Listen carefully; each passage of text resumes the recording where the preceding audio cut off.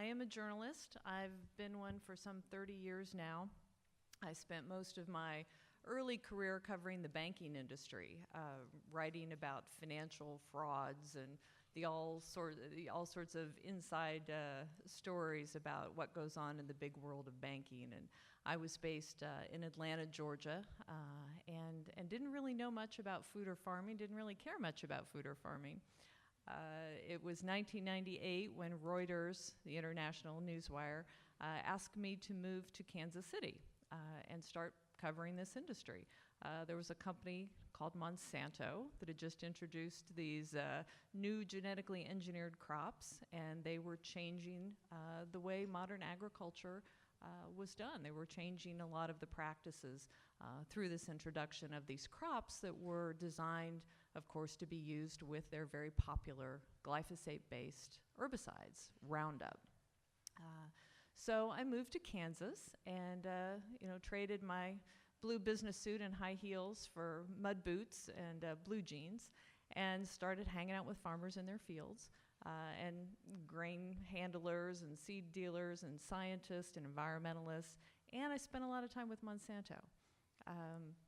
Spent a lot of time in their corporate headquarters in the St. Louis area, meeting with their scientists and their marketing agents and their executives, and getting to know their rivals as well. DuPont, that wasn't far up the road in Iowa, DuPont Pioneer, BASF and Syngenta and others. So I really have spent the last 20 years just really focused, digging deep into this big, very important world of feeding the world. But what I came to learn, and what came to make Monsanto not like me anymore, is I really think that we have created a profound problem for ourselves with a pesticide-dependent food production system. And health experts around the world are warning us and have been warning us. And if you track the research like I do, you see it very clearly that they're warning that this pesticide-dependent food system is creating an array of health problems, for our children, for ourselves, for our vulnerable populations, and also creating an array of environmental problems. But what you see is this handful of very powerful corporations convincing policymakers not to listen to that research, not to listen to the people who have been warning about the dangers of these pesticides. And these corporations are very convincing, and they've convinced not only policymakers, regulators, but also consumers and many farmers that the rewards associated with these pesticides outweigh the risks. And what is happening, of course, then in my view, is we've lost a sense of balance. We've lost a sense of caution. And I lay a lot of that out in my book, Whitewash, and I'm going to talk a little bit about that today, as long as I can get my clicker to work. Is it working? Yeah. One thing I throw out initially, probably this audience doesn't need this, but I do get emails from time to time from people saying, "You are so stupid, you do not know that a weed killer is not a pesticide." So this is just to explain to you, it is. In case you didn't know, legally, regulatory status, an herbicide is defined as a pesticide. So a look at pesticides, and I apologize, a lot of this is US, that is where I'm from. I'm hoping that Canadians can take a precautionary lesson, I guess, from what we've been doing to ourselves in the United States. But we have over 1 billion pounds of pesticide used every year in the United States. That's about 5.6 billion pounds used worldwide.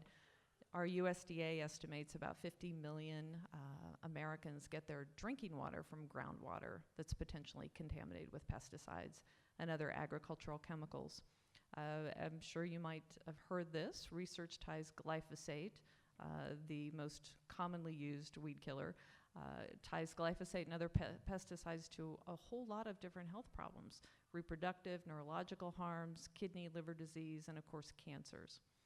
Linda Birnbaum directs our National Institute for Environmental Health Sciences and our National Toxicology Program, and she recently has joined sort of the chorus of voices warning of the dangers, and she's saying that these pesticides at levels that have long been considered safe can be doing real damage, and we need to pay attention to that and do more research. Another scientist, Chuck Benbrook, who's been studying herbicides specifically, he has a much more sort of dire prediction, I guess, but he's saying that the amount of herbicide increase that we're seeing in agriculture right now constitutes a public health train wreck, that no one has the tools, the motivation, or the ability to turn around. It's a pretty dark look ahead. This is what really gets me, I guess. I started paying attention not too long ago to cancer and the prevalence of cancer. A good friend of mine died last December. And that prompted me to start looking into the statistics because, you know, down the street somebody has cancer. And my son's high school friend who plays on the football team has cancer. And, you know, the neighbor across the street, her sister just died from brain cancer. 1 in every 2 men and 1 in every 3 women now expected to get cancer in their lifetimes. And what we hear and we see on TV is you just pop a pill and you cut off a body part and you radiate and you live with cancer, and we need to sort of accept that. But our scientists are telling us, how about we start preventing it in the first place? And one way to do that is to recognize the risks associated with the environmental contaminants that we're putting out into our world, and pesticides are a big part of that. Again, research, if you look at it, non-Hodgkin lymphoma, multiple myeloma, prostate, liver, pancreatic, a whole array of cancers that science very definitively has associated with pesticide use. Our National Toxicology Program in the United States has said the very same thing, that we need to start focusing on what is causing these cancers and not just how to live with cancer. So, if anybody's familiar with this product, Roundup has been the focus of a lot of my research and writing lately. Glyphosate is the main ingredient in Roundup. I'm probably preaching to the group who knows more maybe than I do here. But glyphosate was introduced by Monsanto in 1974 as a very novel herbicide, very effective, very efficient, considered much safer than herbicides that were on the market that farmers had been using. And in fact, you know, it was quite a bit safer than some things on an acute basis. You wouldn't drop dead if you got a few drops of it on your tongue. And Monsanto's salesman would market it as, you know, safe enough to drink, safer than table salt. And many people did embrace this, and not only farmers, but it's used by, you know, golf course operators, and it's used in cities and parks and playgrounds and on right-of-ways, and many people, of course, spray it in their gardens and on their lawns. And this chemical has now become so pervasive that it's in our soil, it's in our air. Researchers with our U.S. government have documented it in rainfall. It's found very commonly in human urine. It is ubiquitous now. And this is in particular why my research is focused on it so much. I see glyphosate-based herbicides in Monsanto really as sort of the poster child for this very big and profound problem that we're facing. We've created this pesticide dependence, and Roundup is sort of the best example of that, I believe. You probably are aware that we currently have litigation in the United States. I don't believe you have any here in Canada. The U.S. was really the first place where individuals started taking Monsanto to account, trying to hold them accountable for what the science is indicating are carcinogenic associations between Roundup and other glyphosate-based herbicides and non-Hodgkin lymphoma. So we have roughly now 8,000, it's 8,500 is a better estimate of plaintiffs in the United States who have filed suit against Monsanto. They are alleging not only that glyphosate-based herbicides have caused them non-Hodgkin lymphoma, but that Monsanto has known about the risks and covered up the risks. And you probably saw in the news that the very first plaintiff to go to trial, a man named Dwayne Lee Johnson, his trial of Monsanto concluded in August. The jury came back on August the 10th and said that Monsanto needed to pay him $289 million. And $250 million of that was punitive. It was a unanimous jury decision. They really did not like the evidence that they saw. And what that evidence constituted was thousands of internal documents from Monsanto that they had to turn over in discovery through this litigation. And we've only yet seen, a tidbit of those, the tip of the iceberg, so to speak. They've had to turn over actually about 10 million documents, but most of those are still sealed because Monsanto wants them sealed, and they have fought tooth and nail to keep them from being brought into the public spotlight. But many of them have, and that's what caused this jury to be so outraged when they looked at the science and they looked at indications that Monsanto had tried to hide and cover up the evidence of the dangers of its herbicide. Now, a judge recently lowered that verdict. She said $250 million in punitive is way too much, and she lowered it to $39 million in punitive. And the plaintiff, Lee Johnson, has said, hey, I'll take that. He's not expected to live very long, so he's hoping to live long enough to see Monsanto have to pay him something. The International Agency for Research on Cancer is really the group that started all of the litigation. They didn't mean to. They were simply doing what they do, looking at commonly used substances for which there's evidence that they could be carcinogenic. This is what this group does. It's part of the World Health Organization. And in 2015, they sat down and looked at glyphosate as one of 3 different substances that they were evaluating. And it's important to know this organization does not do its own research. I see a lot of people talk about the study that IARC did. They don't do that. What they do is they look at published peer-reviewed literature, studies that have been done by scientists around the world and published in peer-reviewed journals, which is a standard for scientific evidence. And so they decided to look at glyphosate. It had not been looked at before. And Monsanto got very worried, and I'm going to show you some documents about that. But what IARC essentially concluded was that when you look at all of the epidemiology and the toxicology and the mechanistic data, you weigh it all together, it warranted a probable human carcinogen classification. And that's what they came up with. They didn't say definitively, but they said probably. And they found a particular association to this non-Hodgkin lymphoma. And after that, the lawsuits exploded. So this is what I found really interesting in some of these internal documents that came out from Monsanto. After this IARC classification, Monsanto just went crazy and said, oh, this is so outrageous. How could they declare that it's a probable human carcinogen? There's no evidence of that. It's junk science they're relying on. They're politically motivated scientists. It's just very wrong-headed. But if you look at their internal documents, you see that they predicted that this would happen. They anticipated. They were worried. These are memos from 2014 when they learned that IARC was going to take up a review of glyphosate.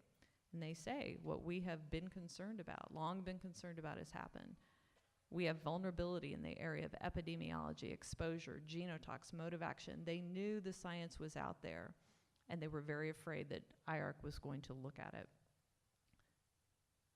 You see here they even predicted almost exactly the right classification. We should assume and prepare for the outcome of a 2B possible or a 2A rating probable human carcinogen. And that's exactly what they got from IARC.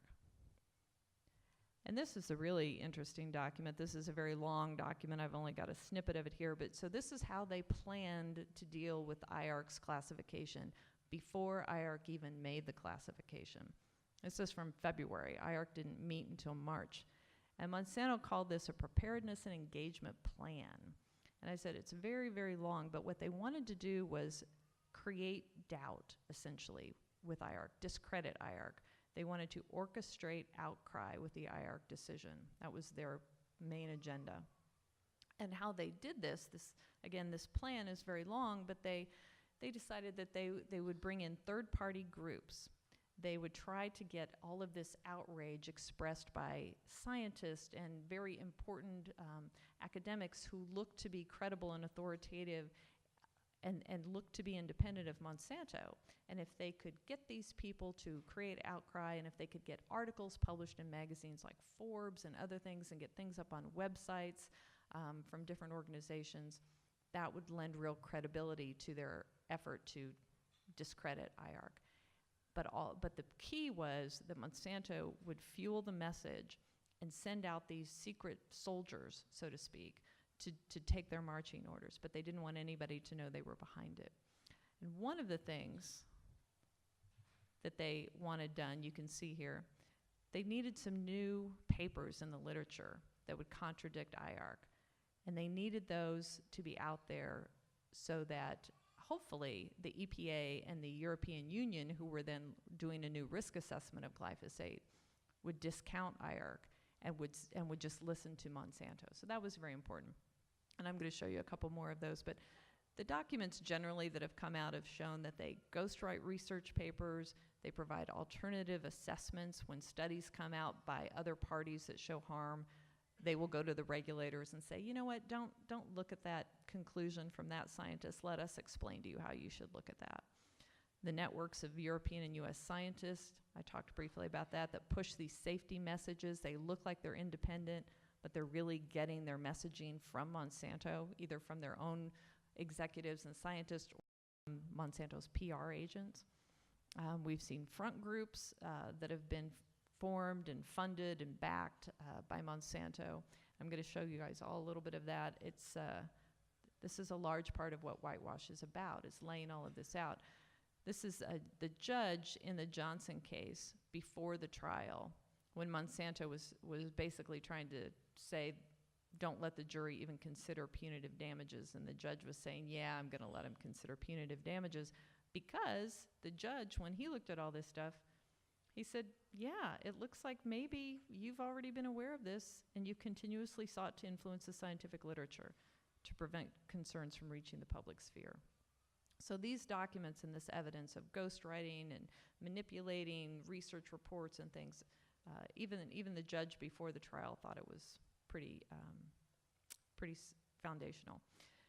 This is one example. Again, this goes back to Monsanto wanted to discredit IARC. And so they're talking about how we're going to do that. And this, again, is before IARC even met. One thing they wanted to do was they wanted to get some papers in the literature that talked about how wrong IARC was and how glyphosate is really, really so safe and not in any way, possibly, probably, anything carcinogenic. So what they're talking about here in this memo is ghostwriting. They use the words. So they talk about what we're going to do. We're going to bring in these scientists, these independent scientists.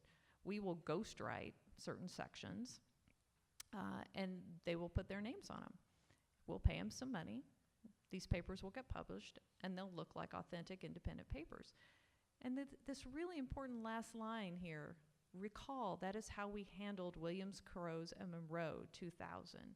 The Williams, Crows, and Monroe study paper is one that regulators around the world have relied on for years to give glyphosate a pass, to keep glyphosate on the market, because this very important paper from the year 2000 said it was so very safe. And here we see internally Monsanto's talking about how they ghostwrote that paper. That was really alarming. And so what happens is they proceed with this plan to ghostwrite these new papers to discredit IARC. And, you know, they were successful. They had a big team of independent scientists who came together and wrote four or five papers that all came under one umbrella, called A Review of Glyphosate Carcinogenic Potential by 4 independent panels. And this came out and was published in Critical Reviews in Toxicology, and appeared to be very weighty evidence that IARC was wrong, that glyphosate was so safe that there was nothing that anyone should worry about in any sort of health risk related to glyphosate. And it said at the bottom, to make sure everybody knew it was independent, it said at the bottom, neither any Monsanto company employees nor any attorneys reviewed any of the expert panel manuscripts prior to submission. What we found out in the internal documents is not only did Monsanto's chief scientist, Bill Hayden, have a hand in reviewing, he was editing, he was writing, he was drafting, he was arguing with some of the authors about what should go in there. Page after page after page after page, where he essentially was directing the content of these papers. And Monsanto was actually directly even paying 2 of the authors. through a contract at the time that they were saying that these were completely independent. Monsanto had no hand in them. This is just one example again, but this is a very important way and a very important example of how Monsanto has manipulated the scientific literature, because this is what regulators rely on and look to. Regulators don't do their own scientific research. They look at what's in the published literature, and they look at what the companies bring them. And when the materials are being manipulated, essentially they're being lied to. And this has been going on clearly for years and years and years. Another area of deception, I call these deceptive tactics. Monsanto and others in the chemical industry have set up what we call front groups. They refer to them in some cases as partners. Academics Review, Genetic Literacy Project, Sense About Science. These groups have names that sound, very science-y and very focused on public health and authentic science. The American Council on Science and Health is a very active one and sounds like one you should trust, right? And one you would look to for really good information about chemicals and about public policy and things. But what we see, again, in the documents is that these groups are not only just friendly to Monsanto, these groups in many times are funded by, organized by, and directed by Monsanto and different PR agents. This is one example, Academics Review. This organization was set up and run by a gentleman named Bruce Chassey. He was a professor at the University of Illinois. We see in the internal documents, was very closely tied to Monsanto. He went around the world speaking about the benefits of GMOs and glyphosate. And what you see in the documents is that a lot of times he was getting his PowerPoints sent to him from Monsanto. And you actually see some of them, he's going to the Middle East to speak, I think it was, and he's writing the Monsanto employee, and he's saying, where am I going again? Remind me where I'm going, who I'm talking to, and what I'm going to say. Remind me that. Yet when he speaks as though he's independent completely of Monsanto. And we see this in the documents over and over and over again with academics around the world. So back to this email. This is when they were setting it up. This is Monsanto's Chief of Global Scientific Affairs, Eric Sachs, and he's saying in an email to Chassey, we're gonna pay some experts, but the key will be keeping Monsanto in the background so as not to harm the credibility of the information. And this group is still out there today putting out all sorts of pro-GMO, pro-glyphosate messaging, all the while looking like it's completely independent of industry. Here's the American Council on Science and Health. Again, they claim to be completely independent of Monsanto. Internal emails show them reminding Monsanto, hey, you gave us money before, we need more money now. And Monsanto's talking about you will not get a better value for your dollar than ACSH. This goes on and on and on. I'm beating a dead horse here, aren't I?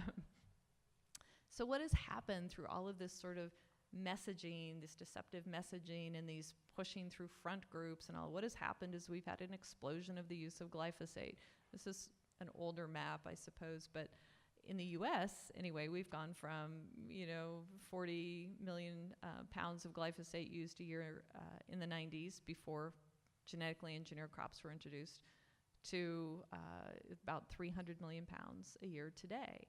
And around the world, the figures are about 123 million pounds globally in the 90s to close to 2 billion pounds now used around the world. That's a lot of glyphosate in our food, in our water, in our bodies. This is an example of just some of the foods. And a lot of people just think GMO crops, when they think about glyphosate, wheat and corn and canola and sugar beets and soybeans.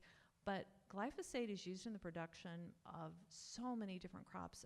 Oranges, and of course it's not sprayed on the oranges, but it's sprayed in the groves and it gets in the soil.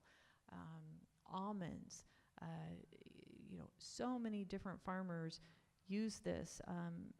Apples, they have become, as I said, dependent, led down the path to believe that this is really the only system that they can use. When I've met with orange juice growers in Florida, where we have a lot of production, we're dealing now with citrus greening and a real decline in the production of our citrus crop down there. And there are a number of scientists who think that the plants have become so vulnerable to this disease primarily because their soil has become so depleted of the nutrients that it needs and that the plants need because of the overuse of glyphosate. And it's taken up into the crops. These orange farmers, orange juice producers say, people do not want to know how many pesticides are in their orange juice. It's just, we've gone crazy with our use of pesticides. And so you find it in food. This is a piece I did from our Food and Drug Administration. There's a chemist who started in 2016 after the International Agency for Cancer Classification. In 2015, he started looking at different foods and things to see if they had glyphosate residues in them, because our Food and Drug Administration had never done that. In all of the decades of the use of glyphosate in food production, they'd never looked for residues in foods. And your Canadian Food Safety Agency only started doing the same thing, I think, around 2015, wasn't it? 2015, 2016. But he started finding this. He found a lot of it in U.S. honey, even organic honey.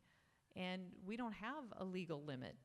It's illegal to have any amount of glyphosate in honey in the United States. And he went to his supervisors. I have a lot of freedom of information documents, and I include all of this in the book. But he went to his supervisors and said, we're finding this chemical in honey, and I think that's illegal, and we need to probably do something about it. And you can see his supervisors basically saying, go away and don't talk to us about that. We're not going to worry about that. This same chemist, he used to work for Syngenta before he went to work for the FDA. He's a very senior veteran guy. He also looked at oatmeal, and we have to blame Canada for this, I think. We get a lot of our oats from Canada. But he found glyphosate residues in a whole array of oatmeal products, baby food oatmeal products, at very worrisome levels. And as many of you probably know in here, Monsanto has encouraged oat farmers, as they have wheat farmers and barley and others, to desiccate their crops, spray them before harvest with glyphosate to dry them down, essentially, make harvest a little easier. And so we're finding this in oatmeal. And this has created a big uproar in the United States and in wheat products, and there are lawsuits and all sorts of chaos. I think this level or this area of the desiccation use is really roiling people in the United States. Talked to some grain handlers, some big grain handlers lately, who are saying they're starting to put in their contract they're not going to take grain if it's been desiccated. They're telling their farmers, don't do this anymore, because consumer groups are onto you. This is, again, something from the FDA. This was a different chemist, and he was looking at foods. In this, I don't know if you can read this memo here. Let me see. There it is. He talks about bringing foods from home, and he's having a really hard time finding anything that doesn't have glyphosate in it. He says, I brought wheat crackers, granola, cornmeal. He said the only thing that he couldn't find glyphosate in was broccoli. So I thought all of this was interesting. Now, all of this is freedom of information documents. These are things that I have had to sue the agencies for. I've sued the EPA twice and the FDA once. None of this information is included in the agency's annual public report on pesticide residues. They test thousands of foods every year for hundreds of different pesticides.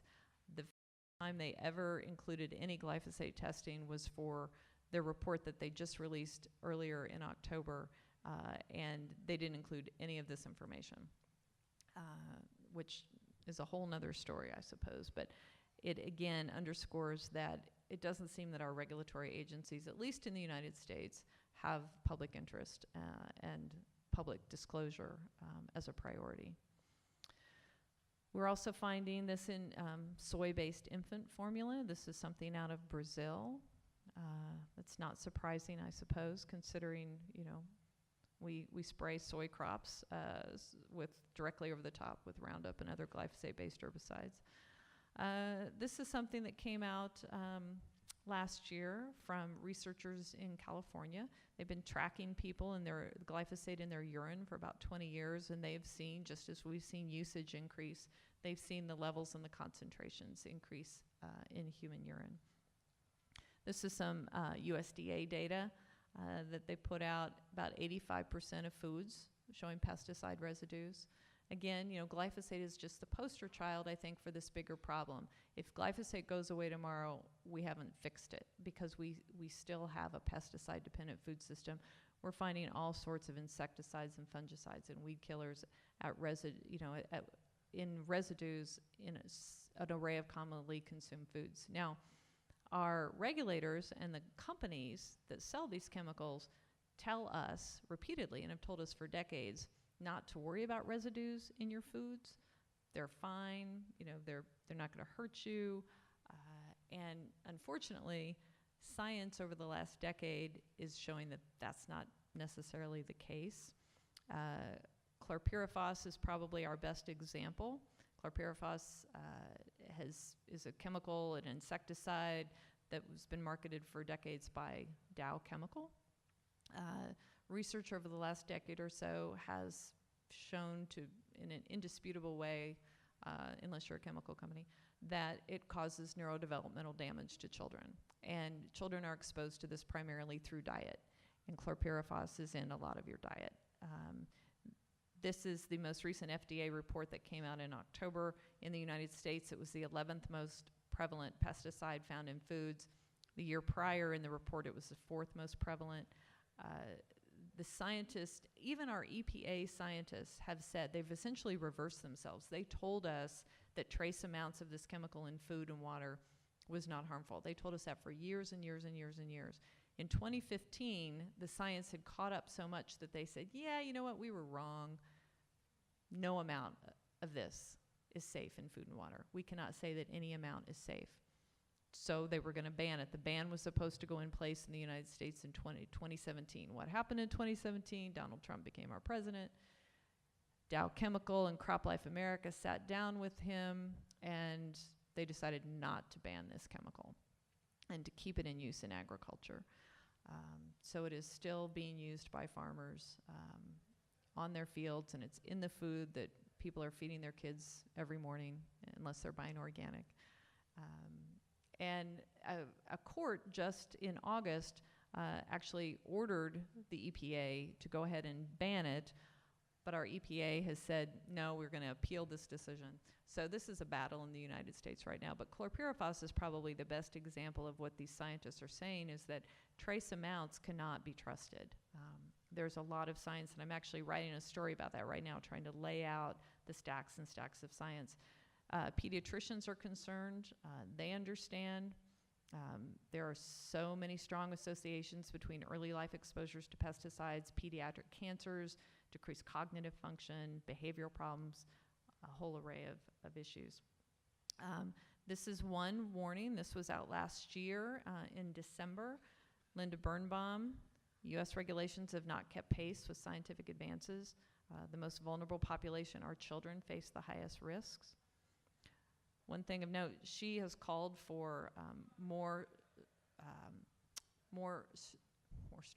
stronger public policies to protect public health from chemicals and other environmental contaminants, and certain of our lawmakers in the United States are trying to get her fired because of that.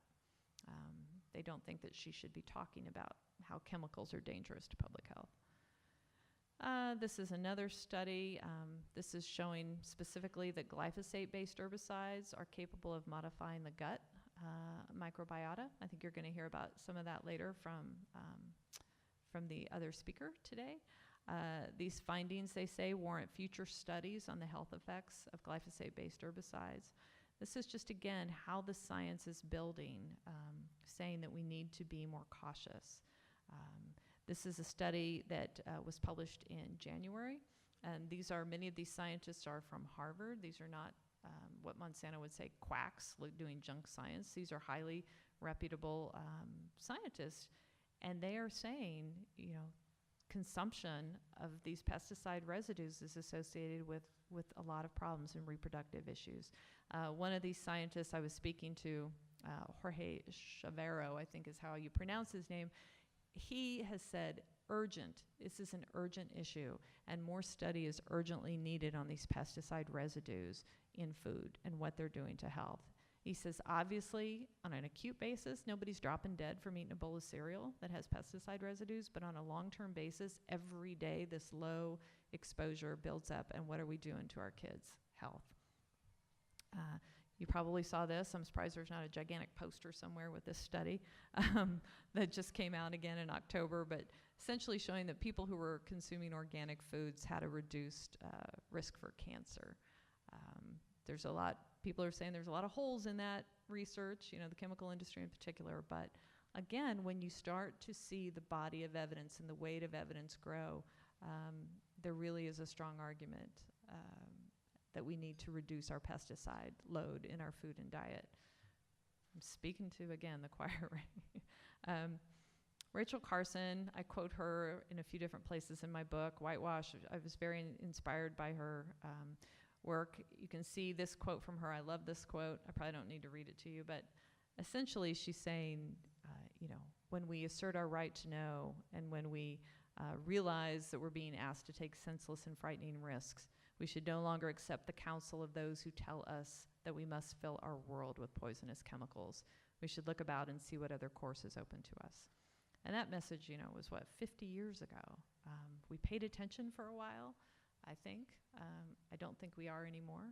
Maybe everyone in this room is, but out in the larger world, the corporate power message seems to be the one that is blasted everywhere. So this is my shameless plug for my book, Whitewash. A lot of what I've talked about today is in the book. There's a lot of stories of farmers, people with cancer, farmers who don't use glyphosate-based herbicides anymore, farmers who still do, different look at soil health, pollinator health, water, biodiversity, and a lot of these secret documents.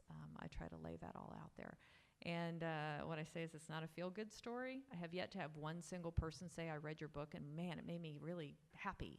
You know, pretty much everybody says, I read your book, and I'm really mad now, or really frustrated, or really not going to eat anything in my refrigerator. So this is also the book. This is probably the best advertisement. The book that Monsanto doesn't want you to read. This is a motion they filed in court for the recent Roundup trial, trying to exclude my book from evidence. So I've got that on a poster on my wall. And that's it. Thank you very much.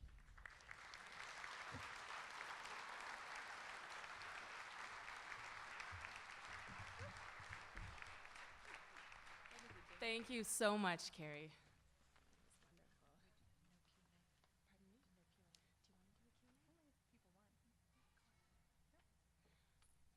I'd now like to open up the floor to questions for Carey.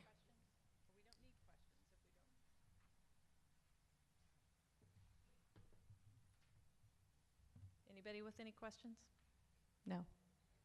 Corrections? Complaints? I'm sorry, what? I don't. That did not get organized. I'm sorry. Are you using the microphones? Yeah, and they're on audiobook. I've talked to a lot of people who don't want to read them, but there's audiobook, and it's all through different booksellers and things like that. But yeah, I wish I had it. Any other questions? Sorry.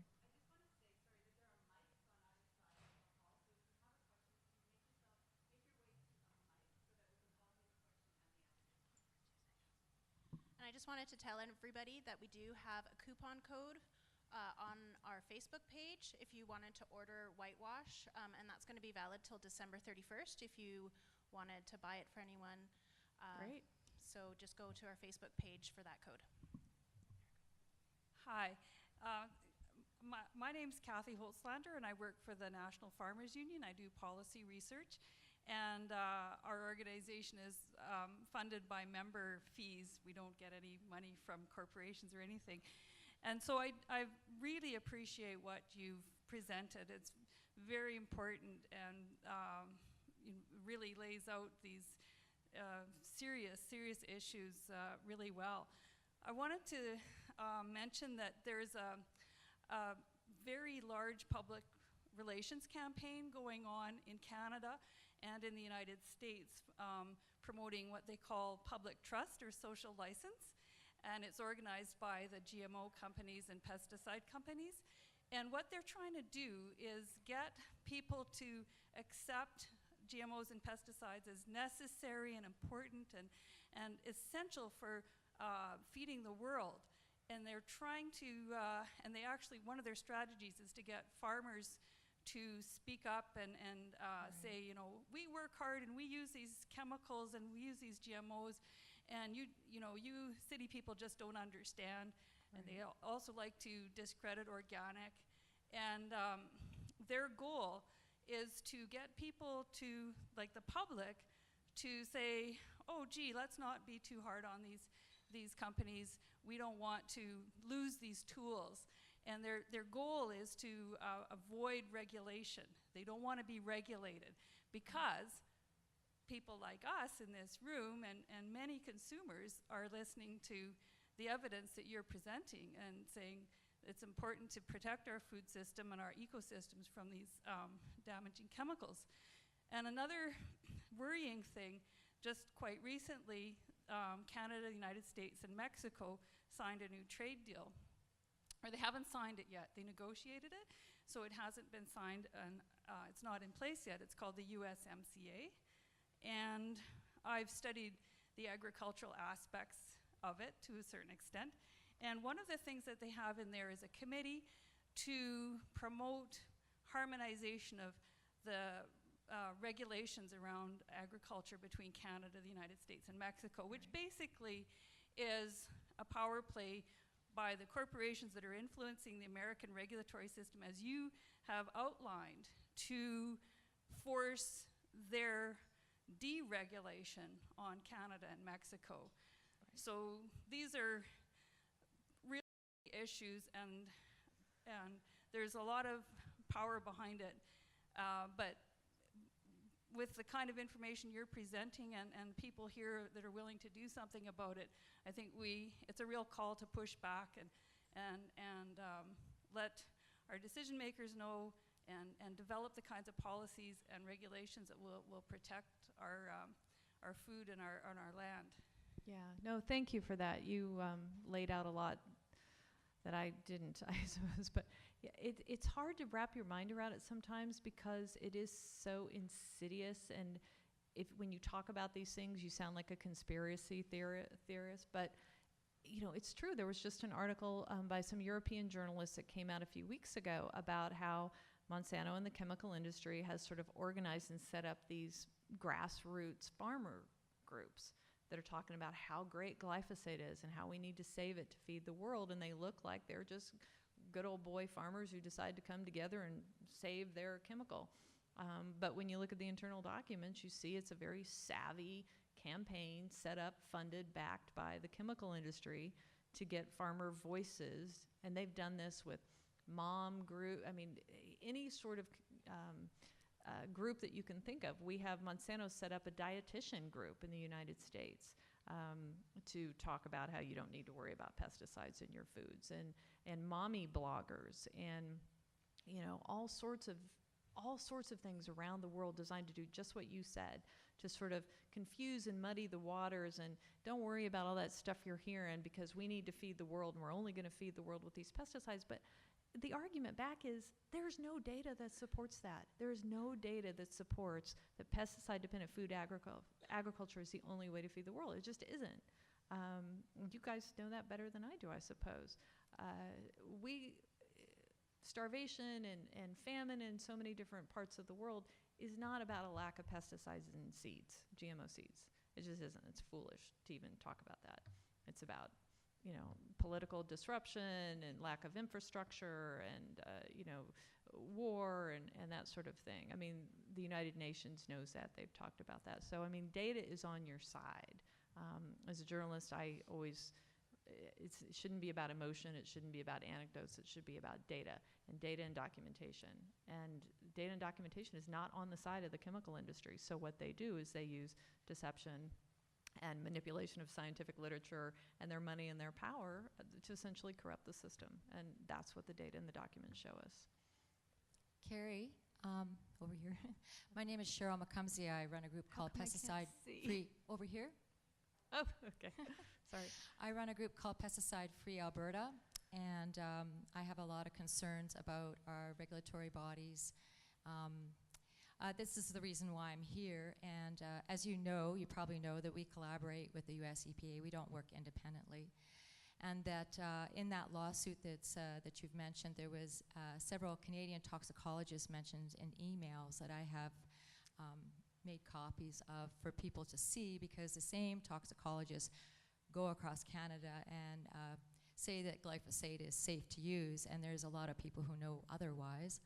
I have a contact with research scientists who've been in the PMRA's library. You have to get an affidavit to go in the library. That you don't have access to this information publicly. It's not transparent, and I think Canadians need to know that it's not transparent, that you have to go in there and you cannot copy this information. You cannot write about it because you can't copy it, so that if you do see issues with the science, you can't get anything peer-reviewed. So that's part of the problem with our lack of transparency in Canada. But in Edmonton, where I'm from, we are the only municipality in probably North America to continue to use chlorpyrifos as mosquito control. And we've abused it according to both federal and provincial regulations in our city, and we filed reports with Health Canada. And the compliance officer comment to me was, when this was sprayed in a park, which is against label instructions, that this was this actually a park that it was sprayed in? So over the course of the last 4 or 5 years, I've come to know that the regulatory bodies that are supposed to address abuses of pesticides don't even do that. I have done FOIPs, quite a number of FOIPs, and found hundreds of reports of abuses. And this happens to organic farmers, where they have drift from other farmers on their land, and they can't address this. This is a really serious problem for organic farmers.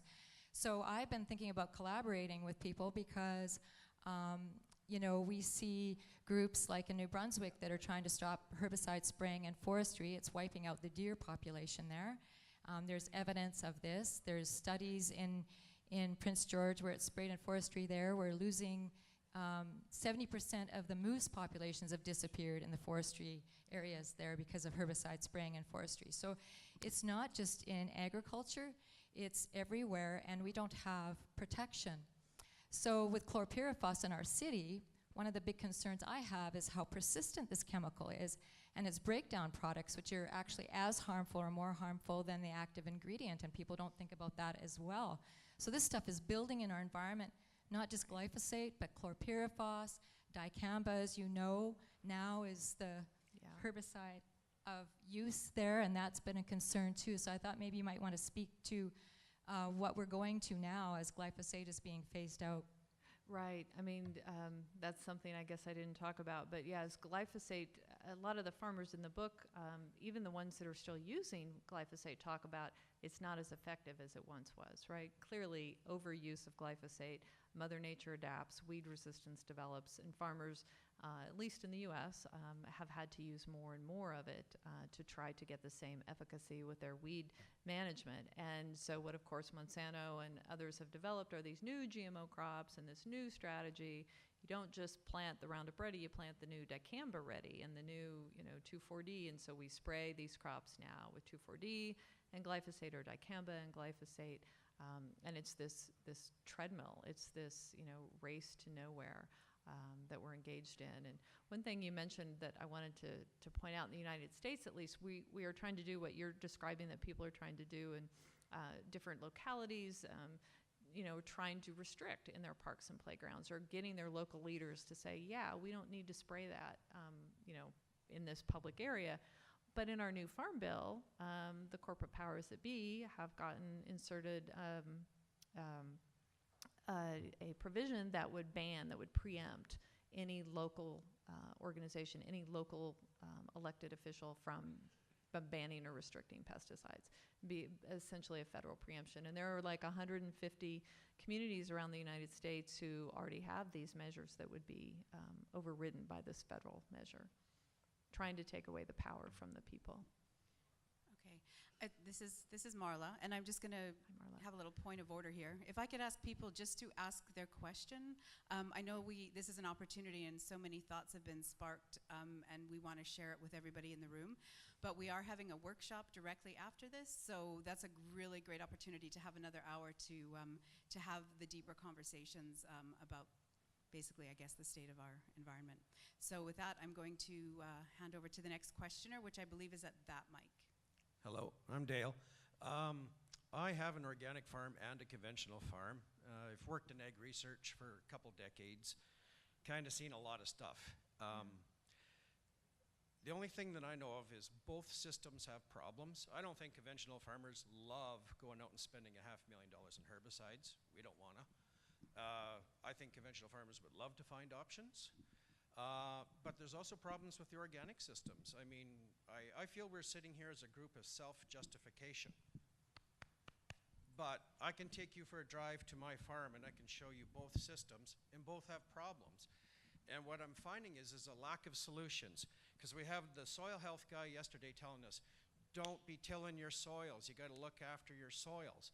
But if you take a 20,000 acre conventional farm and take away all the herbicides, now we've got massive tillage happening, we're burning carbon, we're blowing carbon into the atmosphere, we're ruining soil structure, and I'm just seeing a lack of options. I spend a lot of time talking to fellow researchers, scientists, trying to develop options, and the number one stonewall we have is lack of funding to do it. Right. I would like to see somebody go out there and raise funding, because you're right. In my years in doing research, I have seen the black Suburbans. So you're not 100%, you know, the conventional people say you're crazy. No, I've seen the black Suburbans. I kind of know what you're talking about from 2 different herbicide companies. Right. So it's real, but we have no solutions. And we also got to figure out where to draw the line. Like there's a little thing, you know, you get your little MSN news, you know, things that cause cancer. I'm going to a funeral tomorrow for a 52-year-old friend of mine. She lost her life to cancer. And so I read this, it's just because it's on my mind. I mean, grilled foods cause cancer, so we should ban barbecues. Women's lipstick is carcinogenic, so we should all go bare. The bacon causes cancer. So there's so many things that cause cancer, we kind of got to draw the line. But there's options in the food world. I mean, we can prepare our foods differently, there's things we can do, but agriculture needs funding. So how do you propose we solve these problems? Because both systems have problems, Right. and both of them need fixing.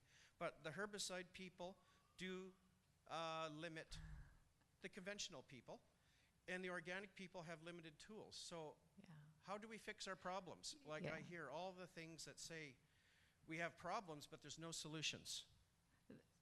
That's a great point. And when I talk to people about this, I think the way I see it is that a lot of people pick a side and then they just shout at each other, and they see it as black or white, you know, and it's this is all good and this is all bad. And I don't think that's the way forward. I think we have to recognize there are risks and rewards, right? With organic, there are risks and rewards with a pesticide system, with conventional farming.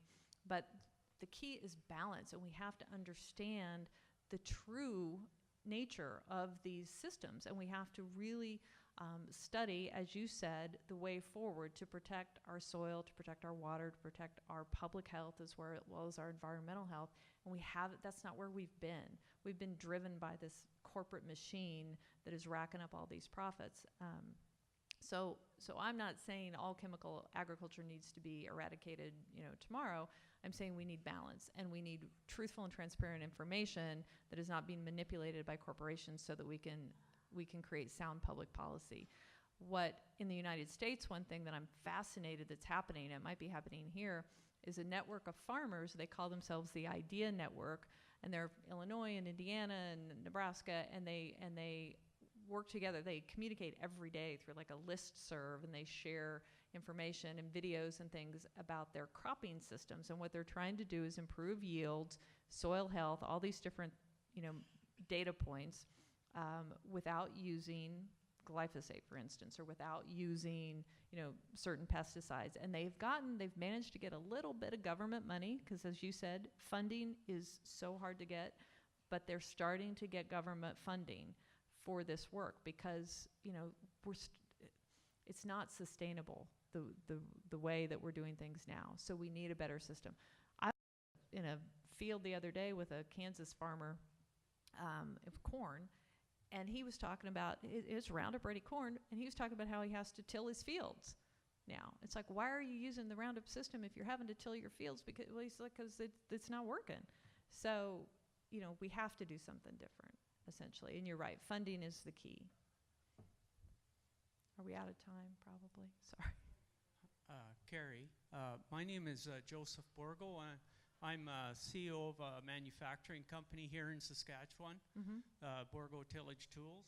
I'm also a certified organic farmer and an inventor, designer. And to that gentleman's on solutions, on my farm, over the last 10 years, I've developed systems, methods, systems, equipment that my crops are now as clean as my conventional farm neighbor, if not neighbors, if not cleaner. So there are solutions out there, and there are people coming up with solutions. But one thing I wanted to say to you, Carey, where the heck do you get your courage from to do what you're doing?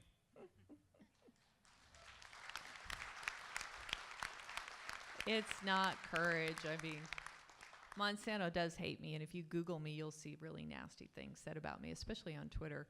And I've had Monsanto blogs written about me, and all these different front groups have nasty things that they write about me almost every day. And I kind of think it's like a badge of honor. Yeah, well, God bless you. I just, thank you. It's not courage. If you're a journalist, your job is to bring truthful information to light. And the more somebody tells you to shut up, the more you don't. So, are you familiar with the book Anti-Cancer by Dr. David Servan-Schreiber? I'm not. There are 2 peer-reviewed studies done by Dr. Cynthia Curl at the University of Washington, where they fed kids conventional foods and organic foods, and they measured the pesticides in the urine. Oh, yeah. And pages 88, 89, 90. And in there, what they found is they showed that kids that were fed conventional food diet, their pesticide level was 4 times above EPA safe limits. Isn't that, I mean, yeah. I've got 3 kids. They love strawberries. They eat strawberries every morning. And if I look at my government pesticide data reports, I know strawberries can carry 20 different pesticides, so I have to buy organic strawberries. One more, I'm sorry. My name is Hélène Tremblay-Boyko. I'm an organic producer near Kenora, Saskatchewan. And a few years ago, our neighbor decided to disregard the high winds and sprayed his field, and it drifted onto our land. And in our talks with one another, he brought in an agrologist, specialist, to try and make us feel stupid, and it worked. But they said that because he sprayed glyfosinate instead of glyphosate, and I didn't see that one on your list, I wonder if you could speak to the perceived and or real difference between them. They said it's not systemic, so it's not as bad. Glyfosinate? Yes. I mean, it's just another, another mode of action, another herbicide that is used out there. There are a lot of them. It's not used as much as glyphosate is. I mean, I think all of these things that are sprayed, and used on farm fields and drift and that sort of thing, we need to be wary of them. We need to research them. And if people are spraying, I encourage even my brother has 2 little children and they live right next to a farm field. These people are supposed to be accountable. And if they're spraying in the wind speed, if they're spraying when the wind speed limits are being exceeded, things like that, temperatures, you should report them and hold them accountable. And you have the right, or at least in the United States you're supposed to, I don't know, in Canada, have the right to question and know what they're spraying and how much of it and that sort of thing. So I would encourage you to do that. I don't know if I answered that question or not. Thank you. We done? What? Oh, okay. Time for one more. So, Carey, in my arguments, I've been an organic farmer for 33 years, and my arguments with my conventional counterparts, I always find a lack of knowledge on the understanding of the LD50 system. And it's lack of, you know, long-term, LD50 is a short-term exposure, not a long-term exposure, measure of the toxicity of a chemical.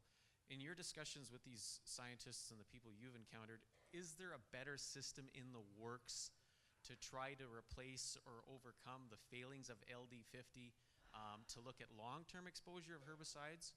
Because I think ultimately it's not just the glyphosate problem, it's all of these brought together have a problem, and we need to have an assessment of long-term exposure that gives us a barometer of how safe or dangerous these chemicals are. Do you have any insight into that?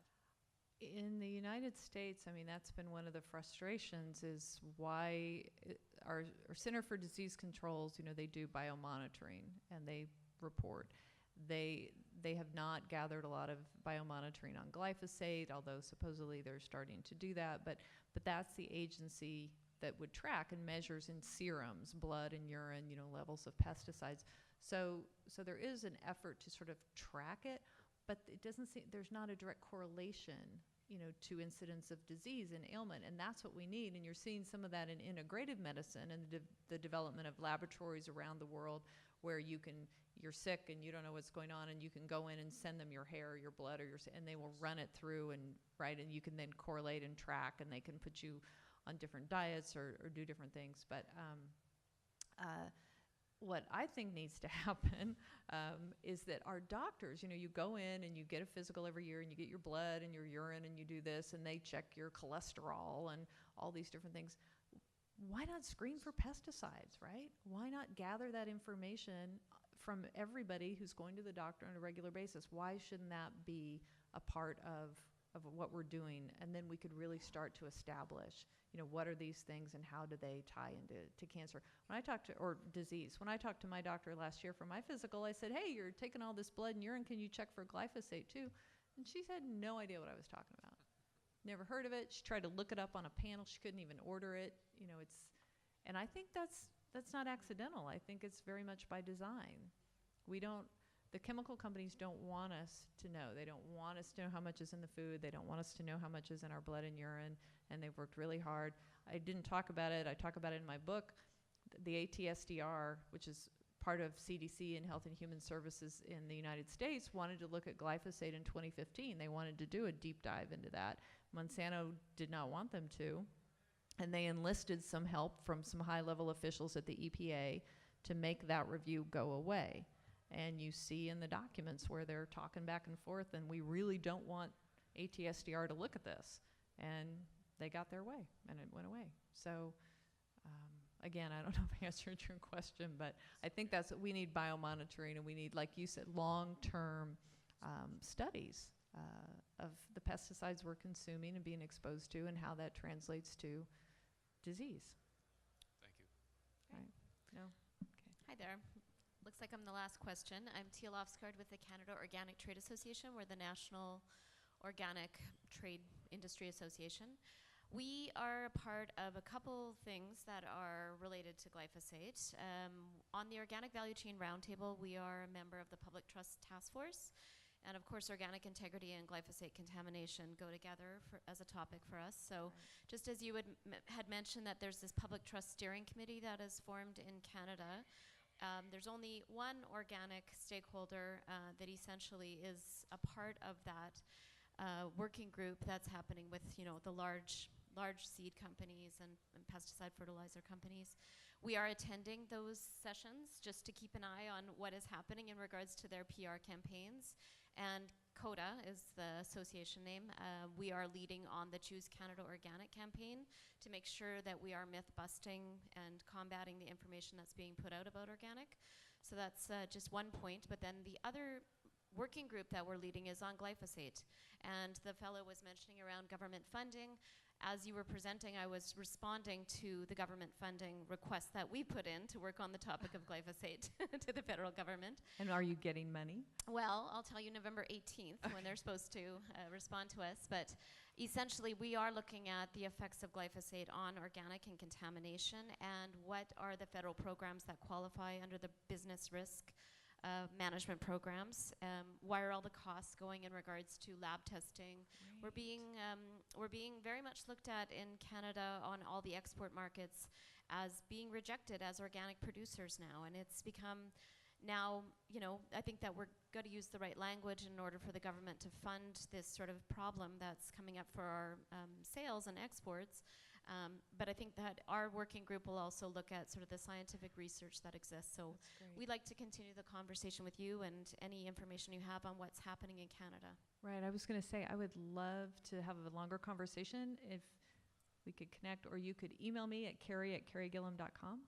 I already have your webpage Oh, open, good. so don't Okay, worry. okay. But also just to highlight that Sask Organics is a part of our glyphosate working group, and Organic Alberta is also involved. So if you as stakeholders, we will look at, once we receive our notice of the funding, we would be doing field studies and doing lab testing, and to really try to quantify how much of a problem it is in organic production for Canada. Great. Oh, that's interesting. Yeah. That'll be great.